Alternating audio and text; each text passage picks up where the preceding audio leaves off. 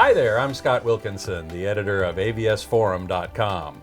I'm here in Southern California, sitting in the home theater of Brad Horstkotte, who has graciously invited us to come and share in the bounty that is this home theater. Thank you so much for having us. Thanks for coming, Scott. So tell me, how long have you been in the home theater hobby? How did you get into it? Many years back, I was introduced by a friend to his home theater, and he was showing me Jurassic Park on his laser disc.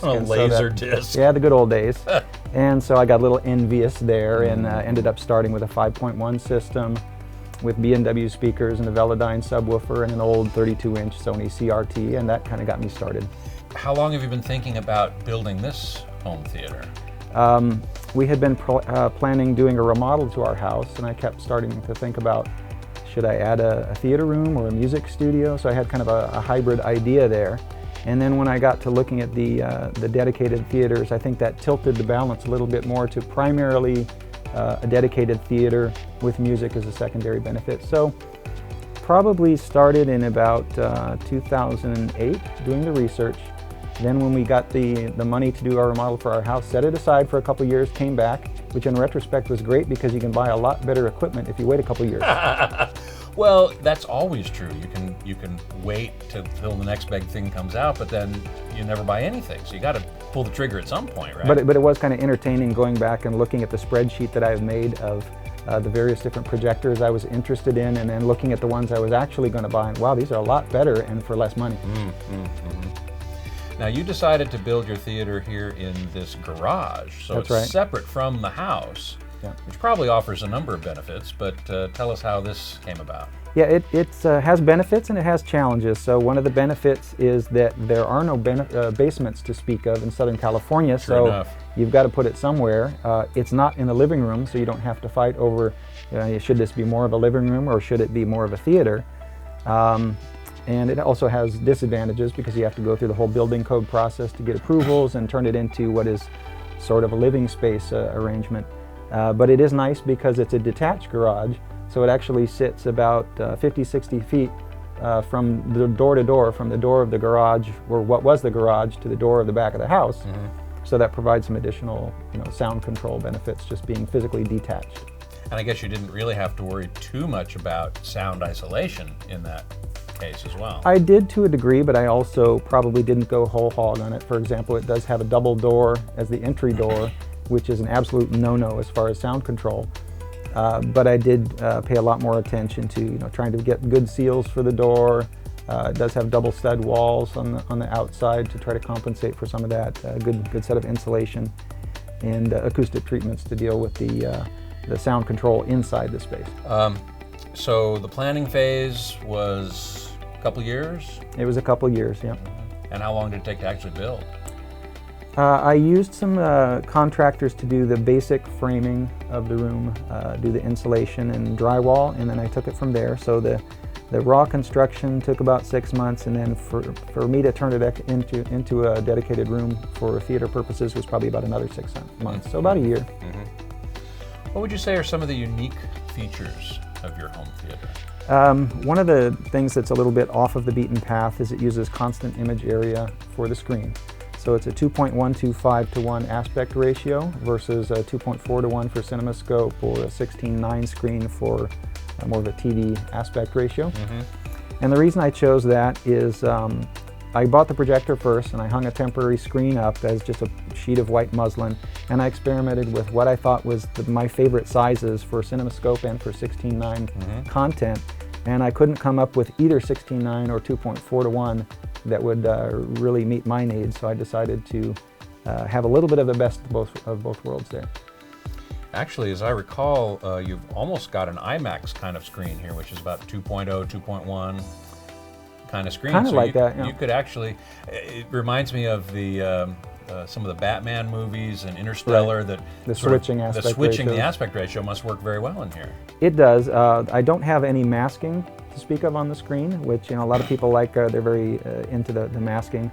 So one of the advantages of not having any kind of masking is that when you have those movies like The Dark Knight that do the aspect ratio changes, you're not having the projector do automatic aspect changes or having to fiddle with the remote or anything like that, or having the screen chopped off. So works pretty well.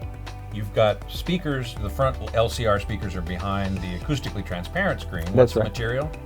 It's a Seymour AV Center Sage XD 1.2 gain acoustically transparent material, and it's mounted on a Jamestown frame.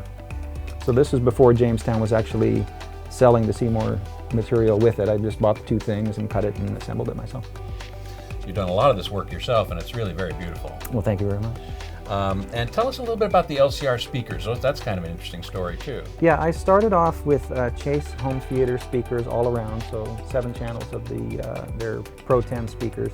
And I decided I wanted to upgrade the LCR, not because I was terribly unsatisfied with the Chase speakers, but because I got the bug for building speakers. So I built a couple of other line arrays based on Bill Fitzmaurice Designs, the TLAH line array speakers, and then I decided, I'd like to build a new set of LCRs. I started learning about the DIY Sound Group waveguide design speakers, and based a set of LCRs on JBL 2226 drivers, the 15-inch drivers, along with the waveguides and compression drivers, and it's worked out really well. And what about the subwoofers? There's another DIY project. Yeah, the subwoofers are also based on the Bill Fitzmaurice design. They are called the THT LP. So they're very large, long folded horns. They're about 6 feet long by 2 feet by 18 inches. The subwoofers are actually laying on their sides on top of the stage behind the screen, firing into the corners of the walls. Ah, interesting. I've seen other such configurations where they're firing into the middle. Right. But you decided to have them be firing outward. Yeah, I tried various positions. I tried standing them up. I tried putting them between the L in the center and the R, and I tried laying them flat in both directions. I did different measurements, and this gave me the best impulse response. And then the surround speakers? The surround speakers are still those Chase speakers. So like I said, I started with those 7. I took out the original LCR and replaced those, but I've kept the other Chase speakers, the Pro 10. What would you say were your biggest challenges? One of them was on the top of, right above the screen is this thing called a proscenium. So that's basically the place where we've got some lighting that's pointing down that I can put on the screen, and it just provides a little bit of a visual element. Assembling that thing and then getting that thing up there by myself was quite a challenge and involved spraining my shoulder. But I did get it up there.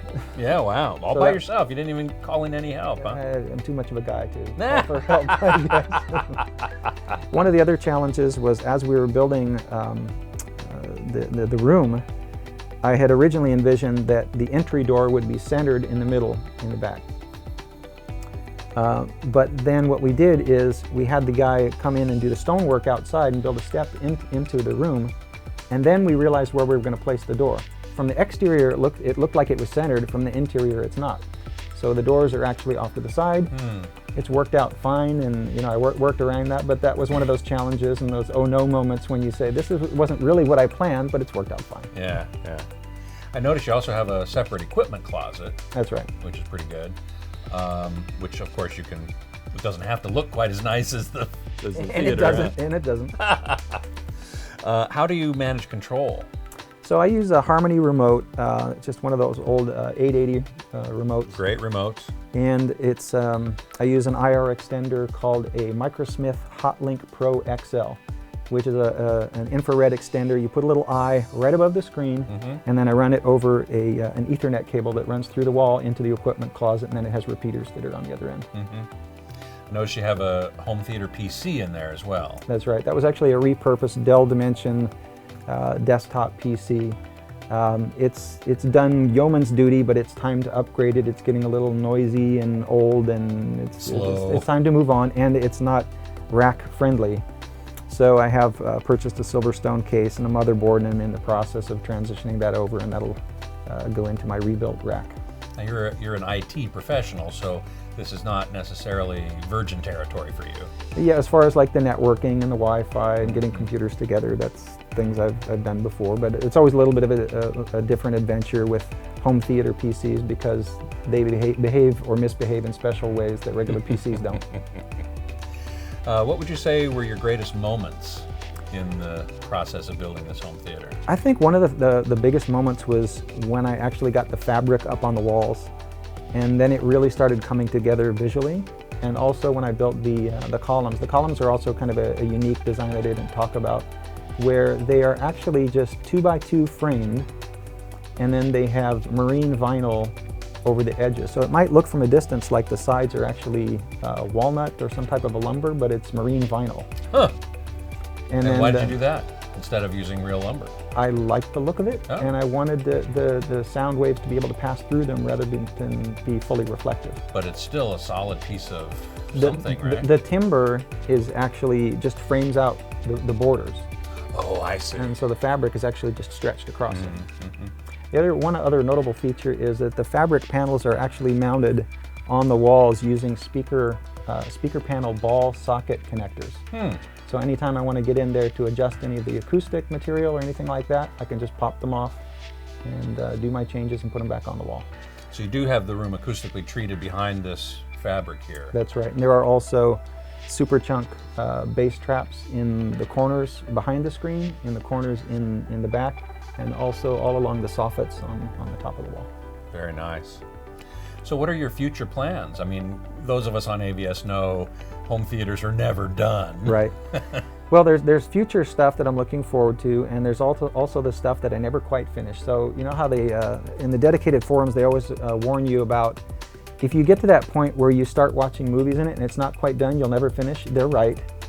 So that's what I did. I got to the 90-95% point, and then there are still some things I never actually did quite finish to my satisfaction that I'd like to eventually finish, but I'm too busy watching movies to be bothered with it. You know, there's the doing and the having, and then there's the watching of the movies. That's what it's for. Which is really what we're here for, isn't it? Absolutely. Exactly. Well, I want to thank you so much for inviting us into your home theater and letting us look around. It's a beautiful build. Well, thanks very much for coming out and taking a look at it. My pleasure. So here we are in this beautiful home theater. I hope you've enjoyed spending a few moments with us in it, and look forward to bringing you many more in the future. Until then, this is Scott Wilkinson, editor of AVS Forum, bidding you farewell.